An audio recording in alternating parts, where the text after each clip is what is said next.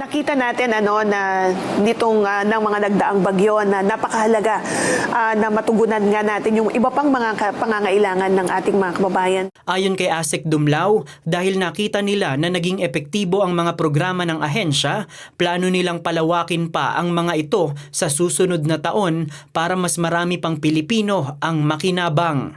Isa sa mga planong pagbutihin ng ahensya sa susunod na taon ay ang pagdadagdag ng mga specialized disaster equipment tulad ng mga mobile command centers at mobile kitchens. Pinag-aaralan din ng ahensya ang pagkuha ng mga mobile shower system na maaaring gamitin sa mga evacuation center upang mas mapabuti ang kalinisan at kalagayan ng mga evacuee sa panahon ng sakuna.